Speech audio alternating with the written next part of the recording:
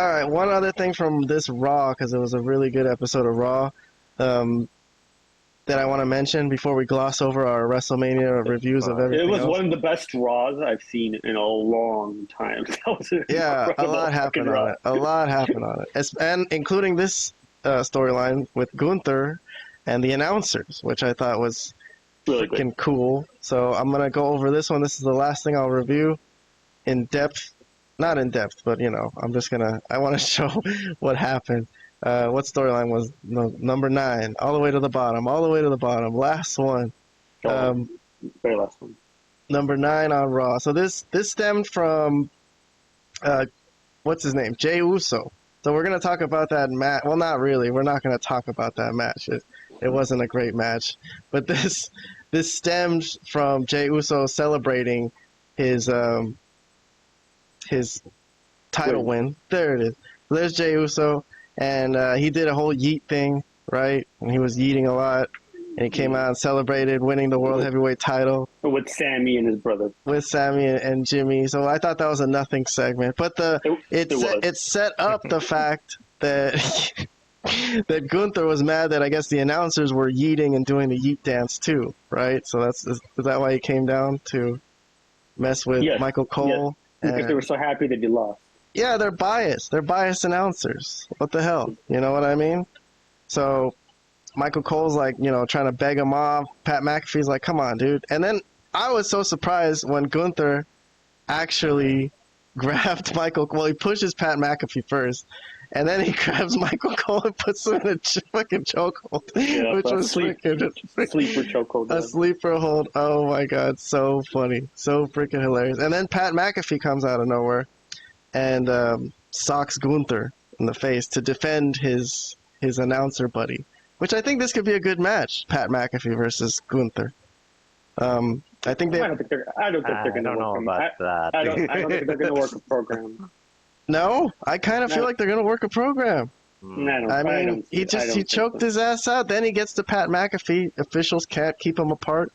And this was excellently done, by the way. The way Pat McAfee would sell afterwards, and as he was walking to the back and coughing and shit, and then the angle they did in the back with the Adam Pearce talking to Michael Cole, saying take the night off, and Michael Cole's like, no, hell no, I'm not going to be bullied like this.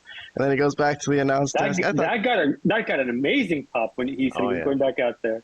That just shows you that angle got over. They even chanted Michael Cole.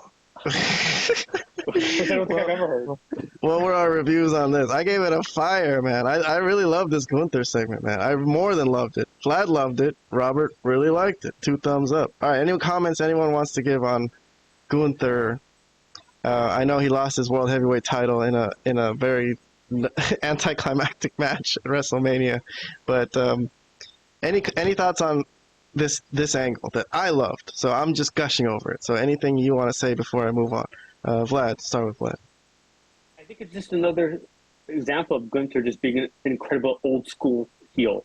This is a guy, this angle would have worked in any time in any wrestling territory in the 70s, the 80s, and then into the 90s when the territories were basically gone.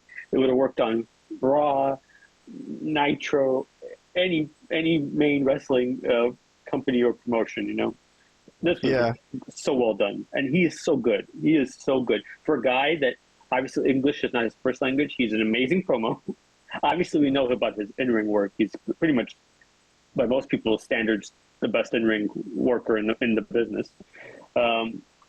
And then he just knows how to be a classic heel. I mean, there's nothing that this guy cannot do. He got this whole thing over. It was mostly all him. I mean, Pat McAfee did his job, Michael Cole did their job, but this just shows the greatness of Gunther to me. And this was an amazing piece of business. Now, I don't think it means that he's going to have a feud with Pat McAfee. I don't really think that's the direction they should go with him. I actually don't know where they go with him. Well, they got to get him away from Jay, because I don't know. I think they want Jay to be champion for a little while. They don't want to just jump back to Gunther. So why not Pat McAfee? That sounds like a month. They could kill a month with that. Well, unlike with Ron Breaker, where I'm like, it's easy. Like, obviously, I'd rather work with top talent. I don't know who Gunther needs to work with at this point, or who he should be working with. I don't know, but that's a question. Pat McAfee can take him, bro. He can handle it. He faced Austin Theory at WrestleMania, so he can fight. Robert, what do you think of all this? This is really good. For someone to attack the announcement team, I'm not gonna say that's never happened before in wrestling, but it happens so rarely that when you do actually see it, it feels fresh. It's because it's something you don't see often. So it's like, whoa, okay, they actually went there. That's a surprise. So that's what I liked about it, and I loved how Michael Cole turned down Adam Pearce's offer to just take the rest of the night off. He continued to do his job as a professional, even though he was very visibly distressed. Yes. But he still pushed on like a pro. So yeah, this was great. Oh, I loved when they brought in Tessitore. Oh yeah, Tessitore. And he was completely he wasn't dressed. That was like the cherry on top of making this whole thing look so great and make it look so realistic. It was tremendously done. Yep, really amazing angle. Freaking awesome for me. All right, let's run through some of our WrestleMania reviews from night 1 and 2. Not in detail, but we'll just run through our blog posts and see what you... So this was what we just talked about. Jey Uso winning the world title. He choked out Gunther. No, so ridiculous. Just the fact that he choked him out, it's really absurd. Couldn't he have just not pinned him? That would have been more realistic. Well, here I am. I was the only one with the thumbs down. Vlad with the half a thumbs up. Robert with the half a thumbs up. I guess you guys liked something about this. I think you guys are just happy for Jey Uso. He deserves it, right? It was more, yes. It's more that. I don't agree that you should have definitely not submitted him like that. You probably should have just won on some sort of roll-up. That would have been more realistic. All right. See, okay, so if I expected Gunther to win and then he still lost, then I would have given it probably a negative review. But since it was very predictable this was going this way, I can't really hate it. Yeah. It was pretty much expected. The result was expected. So it was really, so my rating was, how was it executed, right? Because there was no way. The fans didn't really help. Well, that too. But since there was no way Gunther was gonna win, it basically, like, how I graded this is how was this match, the result executed. So by that, from that perspective, it wasn't too bad. Yeah. Well, I sorry that I jumped in there, Robert. I just wanted to mention that the fans really weren't yeeting hard enough for Jey Uso, I thought, to make it seem like the fans willed him to victory. Like, it was the first match of the night. They kind of weren't drunk enough yet.